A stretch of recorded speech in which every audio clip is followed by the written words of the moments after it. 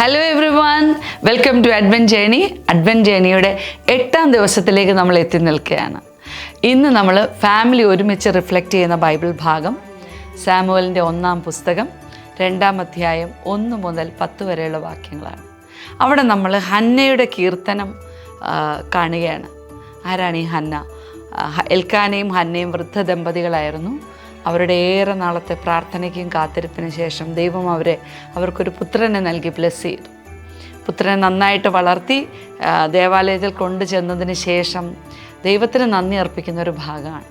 അപ്പോൾ ദൈവത്തിന് ഇന്ന് നന്ദി പറയേണ്ടതിനെക്കുറിച്ച് തന്നെയാണ് നമ്മളിന്ന് ഒരുമിച്ച് ചിന്തിക്കുന്നത്. ഇന്ന് നമ്മൾ കേൾക്കാൻ പോകുന്നത് ഹെലൻ ഹെയ്സിനെ കുറിച്ചാണ്. ഹെലൻ ഹെയ്സ് ഒരു ബോളിവുഡ് ആർട്ടിസ്റ്റായിരുന്നു, സിനിമാ നടിയായിരുന്നു, തിയേറ്ററിൽ 5-ാം വയസ്സിൽ നാടകം അഭിനയിച്ചാണ് ആ ഒരു പ്രൊഫഷൻ തുടങ്ങുന്നത്.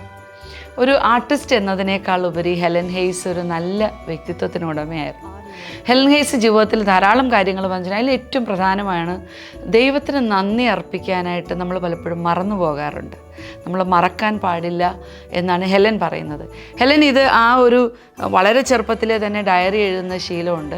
അപ്പോൾ ഏകദേശം ഒരു 6 വയസ്സൊക്കെ ഉള്ള സമയത്ത് ആദ്യമായിട്ട് ഹെലൻ ദൈവത്തിനൊരു ലെറ്റർ പോലെ എഴുതി.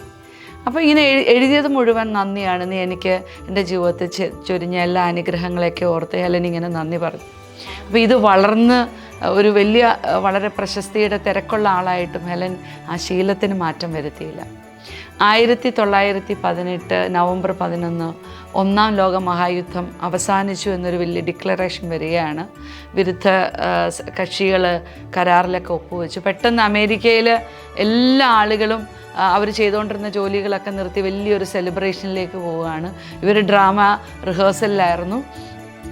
ടീമിലുള്ള എല്ലാവരും ഭയങ്കര പാർട്ടിയിലേക്കും ക്ലബ്ബുകളിലേക്കൊക്കെ ഓടിയ സമയത്ത് ഹെലൻ നേരെ ഓടിയത് അവിടുത്തെ കത്തീഡ്രലിലേക്കാണ്. കത്തീഡ്രലിൽ പോയി ദൈവത്തിന് നന്ദി പറഞ്ഞു. അപ്പം നമുക്ക് നമ്മുടെ ജീവിതത്തിൽ വലിയ കാര്യങ്ങൾ സംഭവിക്കാം, ചെറിയ കാര്യങ്ങൾ സംഭവിക്കാം. ഹെലൻ പറയുന്നത് ഇങ്ങനെയാണ്: എപ്പോഴും നമ്മളുടെ പരാതികളും ആവശ്യങ്ങളും സങ്കടങ്ങളും ഒക്കെ കേട്ട് ദൈവത്തിനൊരു മടുപ്പൊക്കെ തോന്നില്ലേ?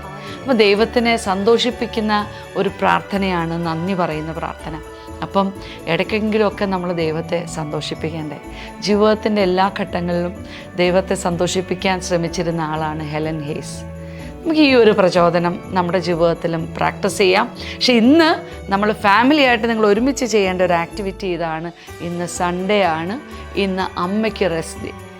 ഇന്ന് അപ്പയും മക്കളും കൂടെ കിച്ചണിൽ കയറി കുക്ക് ചെയ്യുക. നിങ്ങളെല്ലാവരും ഒരുമിച്ച് ഹാപ്പിയായിട്ട്, അമ്മ അടുക്കളയിൽ നിന്നോ എന്തെങ്കിലും മസാലയൊക്കെ എന്തൊക്കെയാണ് വേണ്ടതെന്നൊക്കെ ഒന്ന് പറഞ്ഞു കൊടുത്ത് അമ്മയുടെ ഗൈഡൻസിൽ നിങ്ങളെല്ലാവരും കൂടെ കുക്ക് ചെയ്യണം.